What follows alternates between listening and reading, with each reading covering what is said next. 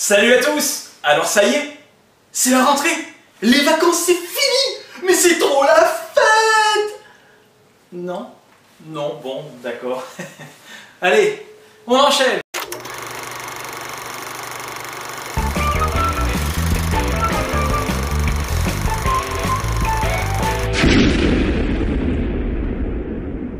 Alors voici maintenant le Abawa numéro 2 qui va donc parler d'un des points qui a été abordé dans le Mequakes numéro 2. Ça c'est pour ceux qui n'auraient pas compris comment ça marche. On a parlé de Alerte Collision. Alors Alerte Collision c'est un super film de merde. Oui, parce qu'en fait dans Alerte Collision, on a le soleil qui se transforme en magnétar. Il y a une navette spatiale qui se promenait autour de Mercure, on ne sait pas trop pourquoi. Mais le magnétar il pousse Mercure vers la Terre. Et avec la navette spatiale, bien entendu. Et des radioamateurs avec une sorte d'astronome arrivent à sauver tout ça, à faire en sorte que Mercure, eh bien elle parte au loin au final, collisionnée par un astéroïde avec des boosters. Je les ai déjà fait celle-là. Avec des boosters et bah, du coup c'est naze quoi. Mais il y a un point qu'on va aborder maintenant dans cette notion. Est-ce que le Soleil peut devenir un magnétar? Bien, alors on commence notre histoire stellaire par un certain Hirschsprung et un certain Russell, qui aux alentours de 1912 ont découvert que la luminosité des étoiles dépendait de leur température de surface. Alors ça, dit comme ça a l'air bien beau, mais en gros, qu'est-ce qu'il y a derrière? Comment ils ont pu mesurer ça? On va donc utiliser un diagramme de Hirschsprung-Russell, ou dit plus rapidement un diagramme HR, où on a la luminosité de l'ensemble des étoiles que l'on va tracer en fonction de la température de l'ensemble des étoiles. Alors ça se mesure pas forcément très simplement, mais en gros, ils se sont aperçus que ça ressemblait à quelque chose plus ou moins comme ça. Voilà, pas complètement une droite, mais quelque chose de regroupé. C'est pas réparti n'importe où dans ce diagramme. Il y a donc une relation. Alors en fait, plutôt que de la représenter comme ça, on va la représenter avec la température, donc de la plus importante à la moins importante. Et la raison évidente, c'est que en fait, la température, on peut pas la mesurer. On la déduit d'une mesure. Et ce que l'on mesure, c'est en gros la longueur d'onde d'une étoile, pour faire simple. Donc la longueur d'onde d'une étoile, hein, je vous rappelle, c'est la couleur de l'étoile. Si c'est plutôt bleu, ce sera sur la gauche, et si c'est plutôt rouge, ce sera sur la droite de l'axe des X. Maintenant, quel est le lien avec la température? En fait, je vais vous dire que le lien, il se fait dans la loi de corps noir. Donc je ne vais pas parler du corps noir aujourd'hui à proprement dit.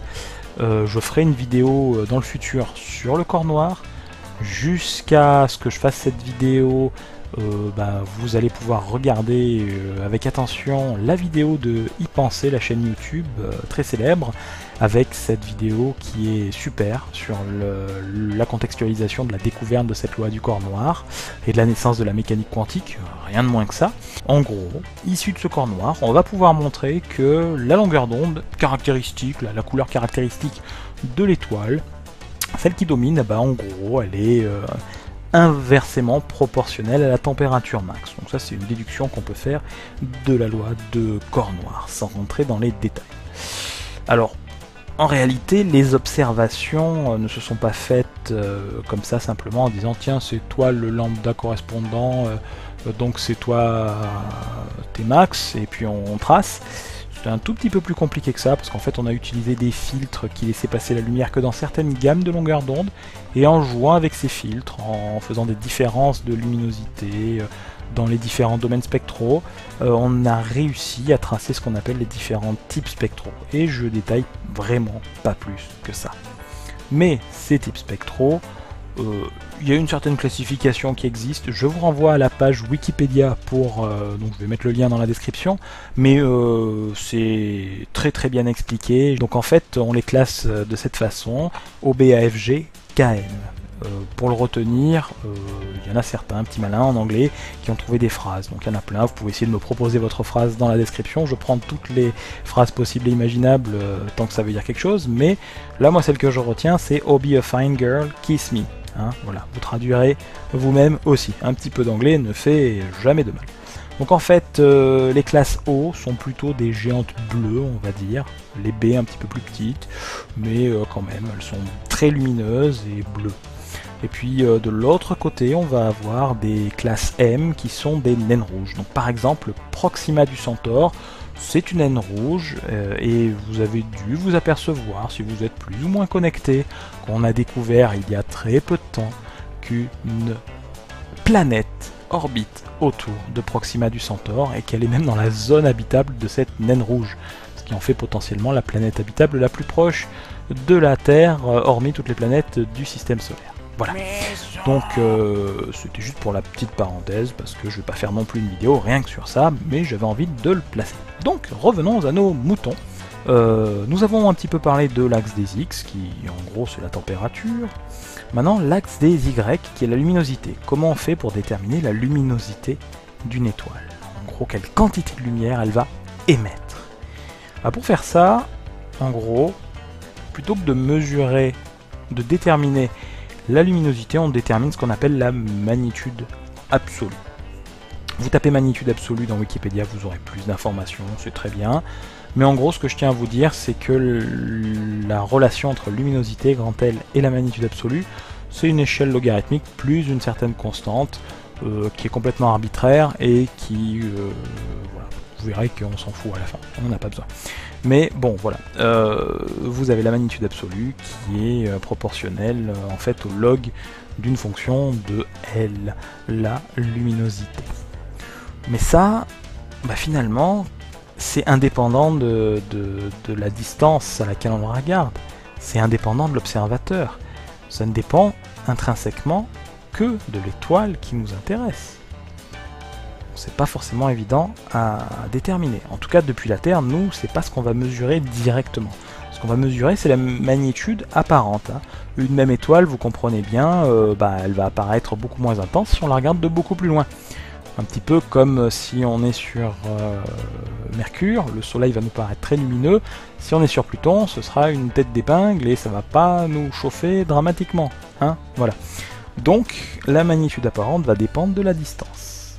Et en fait, elle dépend, sa définition, ça va être moins le logarithme finalement du flux de lumière émis par l'étoile. Et ce flux de lumière, il dépend de la luminosité et surtout de la distance entre l'astre émetteur et le récepteur, nous, la Terre. Donc, et il en dépend même de façon inversement proportionnelle au carré de cette distance. Du coup, écoutez, si on mélange un petit peu tout, on a une équation relativement simple. Magnitude apparente moins magnitude absolue, ce qu'on appelle le module de distance, qui est égal à une fonction de la distance uniquement. Petit m, on le mesure sur Terre, donc on a quand même un problème, c'est que là, moi ce que j'aimerais savoir, c'est la luminosité, c'est-à-dire la magnitude absolue. Or, je connais la magnitude apparente que je mesure, et je pourrais déterminer la distance, mais il me faudrait pour ça une autre méthode. Alors il existe une ribambelle de méthodes qui permettrait de le faire. Une ribambelle. Il en existe quelques-unes. Je vais détailler la plus connue, la plus simple, celle qui a été utilisée en premier et qui continue d'être utilisée sur des millions d'étoiles. Pour mesurer leur distance, je veux parler de la méthode de la parallaxe. Alors qu'est-ce que c'est que cette méthode de la parallaxe? On va prendre des étoiles qui sont très lointaines, des étoiles de fond que j'ai représentées en jaune ici. Puis on va prendre une étoile d'intérêt qui est plus proche. On ne sait pas de combien, mais elle est plus proche. Et on aimerait, par une certaine mesure, la déterminer, cette distance par rapport aux étoiles de fond qui sont très lointaines et dont on ne pourra pas déterminer la distance. La meilleure façon, c'est en fait d'utiliser le mouvement de la Terre autour du Soleil au cours de l'année. Donc à un temps T1, donc là la Terre va se trouver à droite. Je n'ai pas représenté le Soleil qui est au centre, bien sûr. Et la Terre en bleu donc, se trouve à droite.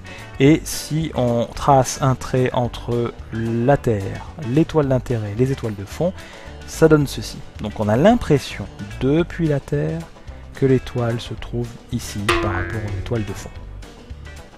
Si maintenant on attend 6 mois, on a une trajectoire grosso modo circulaire autour du Soleil, on attend 6 mois, et au bout de 6 mois, on rebelote, on trace un trait, et on aura l'impression, cette fois-ci, que l'étoile se trouve là. Et donc comme ça, avec l'alternance des saisons, on a l'impression que la position de l'étoile, elle va varier d'un extrême à l'autre. Et voilà. C'est ce qu'on appelle un mouvement apparent d'étoile sur la voûte céleste. Et ce mouvement apparent, il détermine un angle qu'on est capable de mesurer. Ça va être une fraction de cercle, une fraction de 360 degrés. qu'on appelle des minutes d'arc ou des secondes d'arc. Connaissant en plus le diamètre de l'orbite terrestre, on va être capable de déterminer par un petit peu de géométrie la position de cette étoile par rapport à la Terre. Pour ceux qui n'auraient pas compris, on va faire l'expérience différemment. Plutôt que d'utiliser des étoiles de fond, on va utiliser un écran d'ordinateur. Et au lieu d'utiliser l'étoile, je vais utiliser mon pouce. Et au lieu d'utiliser l'orbite terrestre, je vais utiliser mon œil gauche d'abord, puis mon œil droit ensuite. Juste le clignement, œil gauche, œil droit, qui correspondra au mouvement de la Terre. Donc, œil gauche, on voit bien que le pouce se situe comme ceci par rapport à l'écran d'ordinateur qui est très loin. Et quand je regarde avec l'œil droit, on a l'impression que c'est pas tout à fait au même endroit. Et si je mets les deux ensemble, on voit clairement qu'il y a eu un mouvement apparent entre je regarde avec l'œil gauche et je regarde avec l'œil droit. Donc la parallaxe, c'est exactement ça. Donc, revenons maintenant. Petit M, on le mesure. D, on va pouvoir le mesurer pour un certain nombre d'étoiles le plus grand possible. On va essayer de faire un catalogue. Et on pourra déduire grand M, qui est lié à la luminosité. Donc pour faire ça, dans les années 90, le satellite Hipparcos a à peu près obtenu la distance, donc la luminosité, d'une centaine de milliers d'étoiles, ce qui était déjà beaucoup.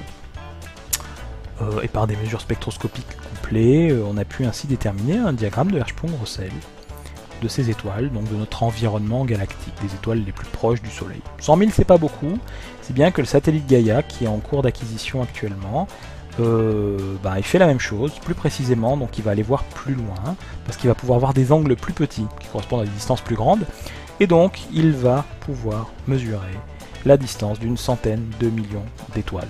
Sachant qu'une galaxie comme la nôtre, en gros, c'est centaines de milliards d'étoiles, c'est pour vous dire quand même que c'est quand même qu'un millième du nombre d'étoiles de la galaxie à la louche, peut-être un peu plus que le millième, mais voilà, donc pour faire complètement la galaxie, c'est utopique pour le moment, on ne peut pas référencer ça encore, on n'est pas capable, on n'a pas les instruments, mais en gros, là on commence quand même à bien connaître notre environnement. Donc bien, revenons maintenant, puisque je vous ai expliqué comment on détermine la luminosité d'une étoile, et en gros, qu'est-ce qu'il y a caché derrière la température d'une étoile. Eh bien, on voit que ça se répartit pas complètement aléatoirement. Il y a cette bande diagonale, mais il y a d'autres étoiles qui se regroupent à d'autres endroits. Pas aléatoirement, elles ont l'air groupées, continuellement groupées d'ailleurs, mais vous allez avoir une branche en haut, une branche intermédiaire sur la droite et une branche sur la gauche. La branche du milieu, la diagonale, c'est la séquence principale, ce qu'on appelle. On va avoir la branche des géantes, la branche des supergéantes qui est quasiment horizontale, et la branche des naines blanches tout en bas. Alors, qu'est-ce que c'est que ces branches? On parle de branches parce qu'on voit que ça ressemble un petit peu à un arbre. On va aller un petit peu plus loin et en fait on va essayer de comprendre ce qui se passe. En fait, une étoile, elle va pas rester indéfiniment sur sa séquence principale. Et bien à un moment donné, il va lui arriver quelque chose, elle va devenir une géante, et puis après il va lui arriver encore autre chose, et elle va devenir ce qu'on appelle une naine blanche. Je vais définir ça un peu mieux tout à l'heure. Une autre étoile, qui a des caractéristiques initiales différentes, elle va se retrouver avec une luminosité plus importante, une température plus importante, et bien elle, en un temps plus court, il va lui arriver autre chose. Elle va devenir une supergéante, une supernova, qui va donner à la fin une étoile à neutrons, ou alors même un trou noir, voilà. Et on va voir, dans pas longtemps, que tout ça, finalement, toute cette évolution, puisqu'on parle bien d'évolution, est pilotée par la masse initiale de l'étoile. Mais ça, on va le voir juste un peu après. On reste encore quelques minutes sur les diagrammes de Hertzsprung-Russell, et là je vous montre deux types d'objets que l'on observe dans la galaxie, qui sont les amas ouverts d'étoiles et les amas globulaires. Donc en gros, qui dit amas dit regroupement d'étoiles. C'est en fait un nuage de gaz immense qui s'est effondré gravitationnellement et qui a donné naissance à plein d'étoiles en même temps. Donc, toutes les étoiles de cet amas sont nées en même temps. Toutes les étoiles ont le même âge. Je vous ai dit que le diagramme de Hertzsprung-Russell retrace l'évolution d'une étoile, sa vie. Eh bien, si on s'intéresse à un amas ouvert, on va regarder toutes les étoiles de cet amas ouvert, on va déterminer leur distance, on va déterminer, donc, obtenir leur luminosité. Ils sont toutes à la même distance par rapport à nous, à quelque chose près. Donc c'est assez facile à faire, il suffit finalement de mesurer les magnitudes apparentes de chacune des étoiles, et à quelque chose près, on a la luminosité. C'est pour qu'il y ait un peu de poussière entre l'amas et notre détecteur, ça si on arrive à en tenir compte correctement, on est capable de déterminer finalement la luminosité. connaissant la distance par d'autres méthodes que je ne détaille pas. Et bien, si on est capable de déterminer cette luminosité pour chacune des étoiles, et avec de la spectroscopie on détermine les caractéristiques de couleur, on va pouvoir remonter à cette température. Et donc on obtient des diagrammes de Hirschsprung-Russell qui sont de cette forme-là, qui correspondent en fait à des diagrammes où il n'y a pas vraiment de géante ou de super géante. Un petit peu, il peut y en avoir, ça peut changer. Là j'ai vraiment simplifié au maximum, mais en gros ça correspond à quelque chose d'assez jeune. Et un amas globulaire, si on regarde son diagramme HR, et ben le diagramme HR d'un tel objet, amas globulaire, il va être un petit peu plus évolué. On va avoir des super géantes, branches des géantes, ça dépend de l'amas globulaire, hein, et on pourra avoir des naines blanches ou pas, ou très peu. Voilà. Donc en gros, on va être capable, comme ça, comme on a plein d'étoiles, on va être capable de dire, lui il est plus vieux que tel autre, ou moins vieux, on va être capable de remonter à l'âge de cet amas. Donc on est capable de faire de la datation galactique, hein, ce qui est formidable. Mais tout ça, ça nous amène finalement à cette question, mais c'est quoi une étoile? Parce que là on a observé des choses, mais comment comprendre finalement comment ça évolue? Qu'est-ce que c'est? Pour ça on a besoin de faire un petit retour en arrière. Donc, tout d'abord, on va parler des galaxies. On va s'intéresser à une galaxie lointaine, très lointaine et il n'y a pas forcément très longtemps. Cette galaxie elle est composée d'étoiles, on les voit. On voit aussi des étoiles qui appartiennent à notre galaxie, hein, mais on n'a pas pu les enlever quand on a fait la photo. Voilà, c'est comme ça, hein. C'est comme quand vous photographiez un château qui se trouve après une forêt et que vous êtes encore dans la forêt. Vous voyez des arbres de la forêt sur la photo, vous n'allez pas les enlever, vous pouvez pas. Bon, c'est comme ça. Donc on voit cette galaxie, on voit qu'elle est composée d'étoiles, mais on voit aussi qu'elle est composée de zones sombres. C'est de la poussière qui absorbe la lumière qui devrait arriver de derrière, mais qui n'arrive pas parce qu'elle est absorbée. Et aussi, surtout, là, des zones rouges qui sont en fait des nuages de gaz. Et dans ces nuages de gaz, on fait un petit zoom, voilà ce qu'on observe typiquement. On observe des étoiles en formation à l'intérieur. Donc on a de magnifiques et géants nuages de gaz qui vont donner naissance par effondrement gravitationnel à des étoiles. Ce qu'on voit là, c'est des nuages de gaz qui sont en train de s'effondrer pour former des proto-systèmes stellaires. Donc on parle de proto-disques, donc parce qu'on va avoir des planètes qui vont se former dans ces disques. Donc on en voit certains, là ça ressemble à des ovnis un petit peu, mais en fait c'est des disques vus par la tranche. Donc on est en train de former tout ça. Mais pourquoi il y a cet effondrement gravitationnel, me direz-vous? Eh bien, chacune des molécules, chacun des atomes du gaz, initialement est assez peu massif. Mais il y a quand même la loi de la gravité, et il y a surtout beaucoup de gaz, si bien que chacun va être attiré par l'autre, et que comme il n'y a aucune autre influence, eh bien, au final, ils vont tous s'attirer pour former une sorte de sphère. Donc on va avoir une boule, au final, qui va diminuer de rayon, diminuer, mais on sait en voyant le soleil que ça s'est arrêté la diminution. Donc on a un effondrement, mais en même temps, l'étoile elle rayonne de la lumière, c'est-à-dire qu'il lui faut de l'énergie pour rayonner ça. D'où elle tire cette énergie? C'est la question qu'on peut se poser. Donc un certain Lord Kelvin s'est dit, pourquoi ça pourrait pas être une réaction de réaction au départ, hein, ça pourrait être du charbon qui est brûlé comme ça pourrait être quelque chose de chimique, une réaction de combustion. Il a fait un calcul pour essayer de voir quelle était l'énergie nécessaire et en combien de temps ça brûlerait. Voilà. C'est aperçu qu'au bout de 4000 ans, l'ensemble était consumé pour produire l'énergie produite par le soleil. 4000 ans, qui s'est dit, c'est pas impossible que tout ce qu'il y a autour, là, ça a l'air d'être plus vite que 4000 ans. Bon, peut-être un problème. Trop court. Donc, ce qui a été postulé ensuite, c'est comme source d'énergie, hein, c'est l'effondrement gravitationnel. On fait le calcul et on s'aperçoit qu'en gros, pour effondrer complètement le soleil, ça va briller pendant 100 millions d'années. Voilà, à peu près. C'est un temps qui est encore trop court par rapport à ce qu'on observe. Donc c'est pas le bon ordre de grandeur, c'est-à-dire que l'effondrement gravitationnel, même s'il peut contribuer à faire briller l'étoile, c'est pas ça qui va expliquer pourquoi une étoile est une étoile, c'est autre chose. En fait, quand on a découvert que finalement il y a ce qu'on appelle des réactions nucléaires qui étaient possibles, des réactions de fusion, et là on a tout compris. Parce qu'en fait, vous savez que E égale mc2, donc en gros on a une certaine masse de combustible, on va prendre 4 noyaux d'hydrogène, on va les faire fusionner, on va obtenir de l'hélium, et la différence de masse qu'il y a va être convertie en énergie. Et c'est cette énergie colossale qui va permettre finalement d'arrêter, oui, d'arrêter l'effondrement gravitationnel, de compenser la gravitation et de faire en sorte que le Soleil, soit les étoiles, soient des astres en équilibre. Donc finalement, c'est les réactions nucléaires qui vont compenser la gravité et faire qu'on a un système en face de nous qui est en équilibre. C'est un équilibre instable parce qu'un jour, il n'y aura plus de combustible et dans ce cas-là, le Soleil va entrer dans une autre phase. Revenons un petit peu en arrière quand même parce que là, quelque part, il y a une beauté absolument cachée.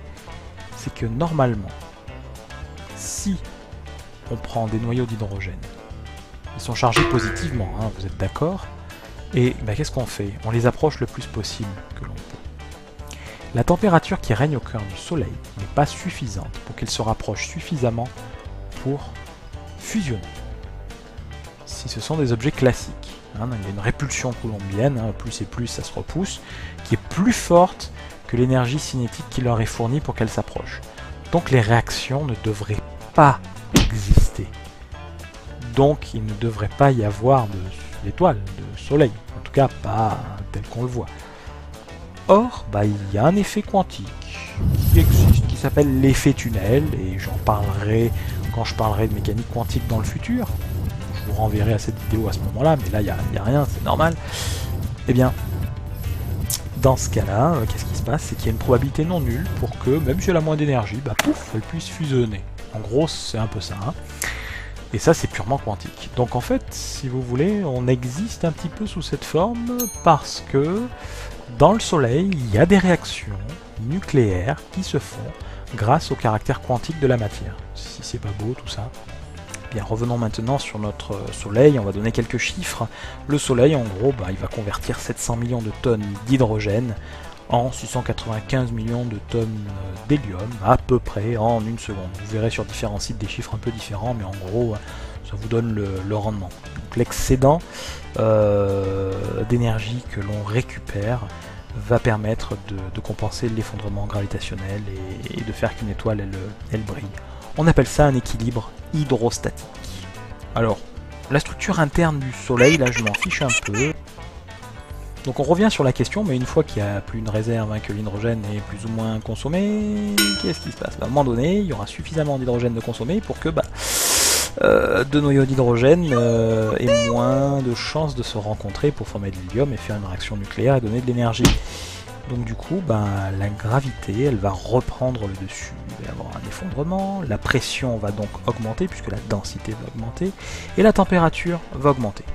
Le fait que cette température augmente, ça va changer finalement l'énergie cinétique, l'agitation de tout ce fatras, et les restes d'hydrogène, qu'est-ce qui va se passer?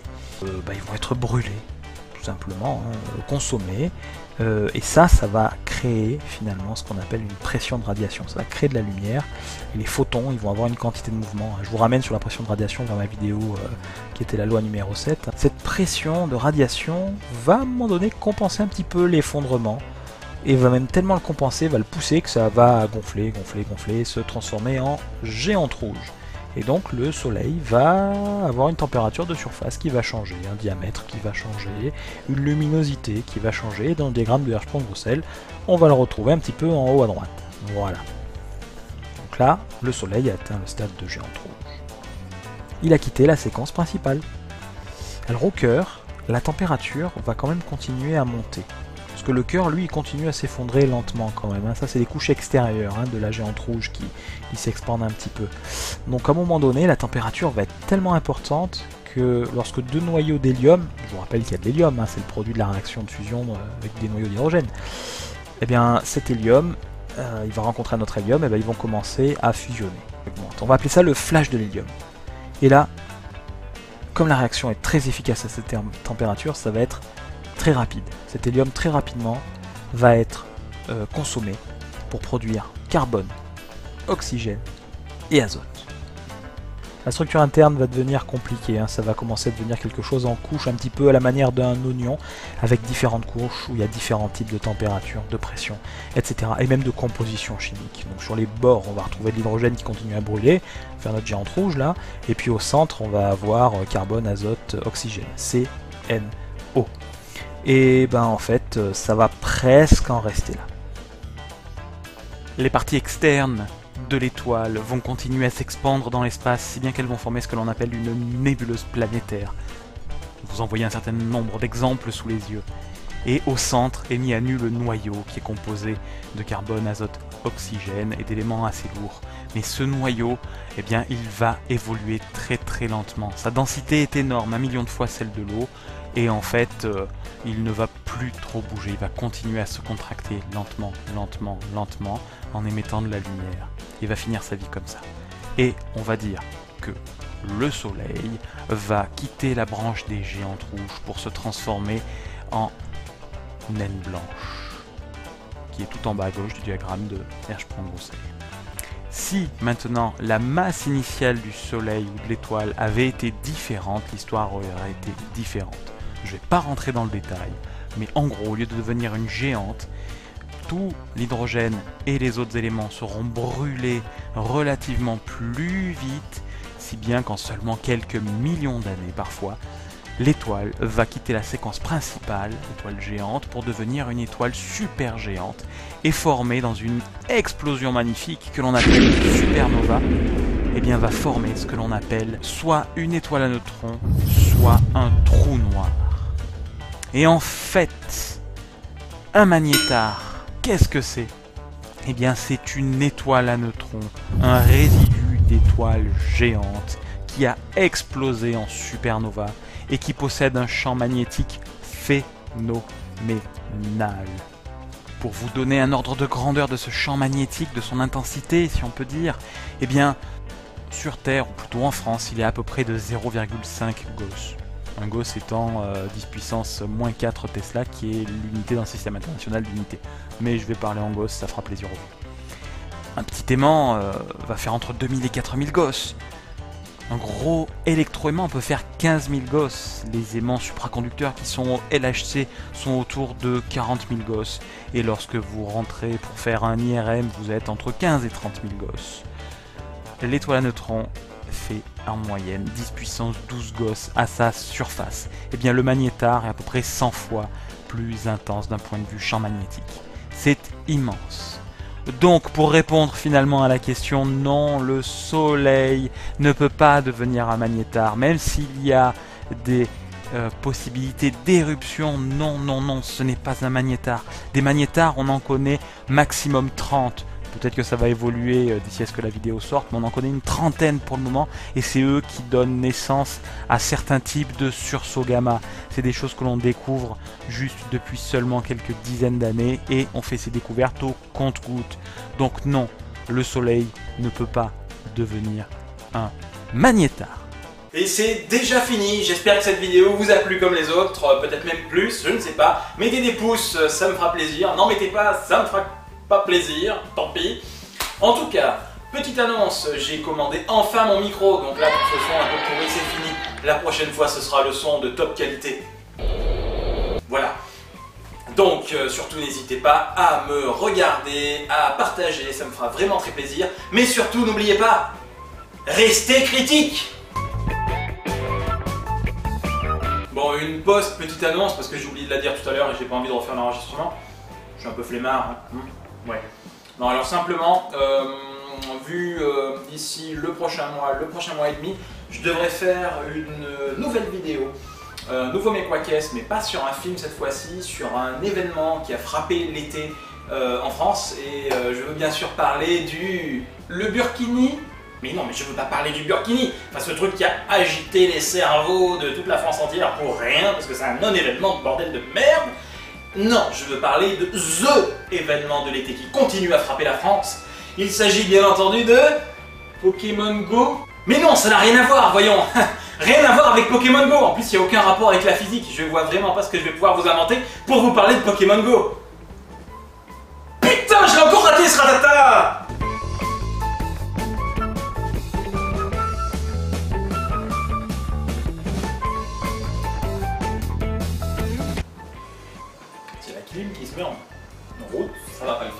un peu chaud sous les spots en fait. Voilà. Puis après c'était. Ça doit être flou là.